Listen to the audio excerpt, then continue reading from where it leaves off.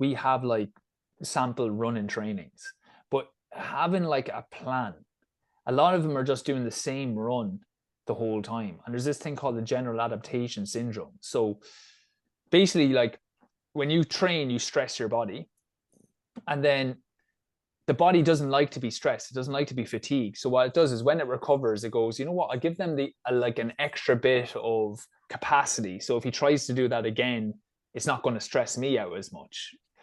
Now, so that's fine. And that will get, so you'll be doing this run and you'll get like big improvements initially, but people then just continue to do the run and they're going to plateau. And the second thing is they're training too hard. So they're doing this run, but a lot of them, it's like they're doing 5K or 10K. Basically, it's like a race nearly each time. They're either going out and they're like, I pick it up and then have to dig in deep and like that, no proper, and it's just a lack of knowledge. Like no proper runner does that. When I was doing my master's, as I said, the other 3 people I was living with were getting ready for a 10K. And I wasn't paying much attention to them. They go out for a run. I'm like, oh, fair play. And I'd be doing my run.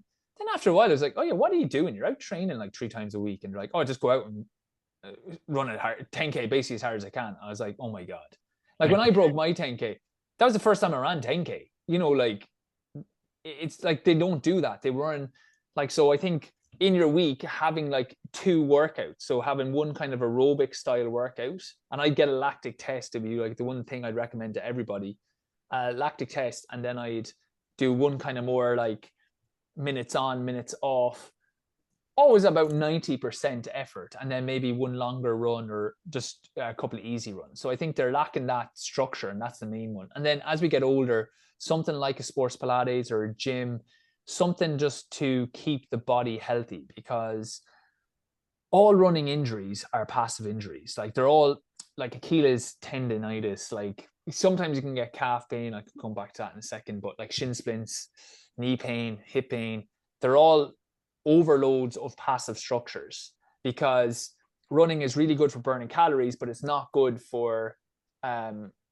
really using muscles. You kind of like you're landing and it's the passive, it's the tendons, it's the ligaments, it's the joints that are basically taking that slap of the ground and moving on.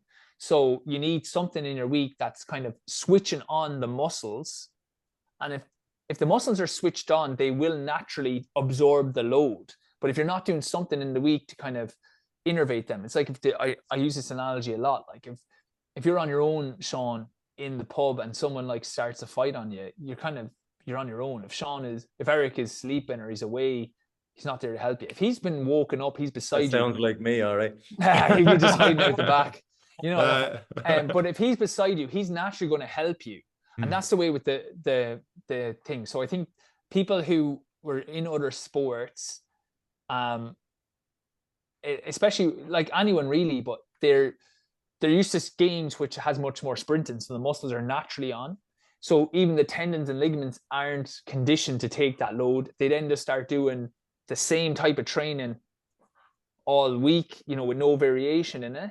And they don't do something else to kind of like activate the muscles, like a sports Pilates or like a gym or even like a yoga, just something to like restore the body. So having a structured plan and then having something in the week, I think, is the big thing to do as you're running in your 30s, 40s or 50s and beyond.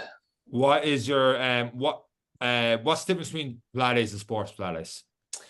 The difference between Pilates and sports Pilates basically is Pilates works a lot on like ground-based exercises, really like activating those muscles, like focusing on core and glutes. And we do that. But what we then do is transfer that into standing and transfer that into like positions that will mimic running much more.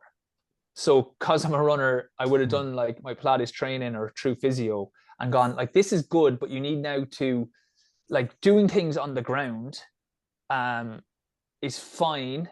It's good because you need to switch on those muscles. But when those muscles are switched on, I have a transitions class. So we do different things each week, but one is a transition. So going from the ground into all fours, into standing and teaching how to switch that muscle on.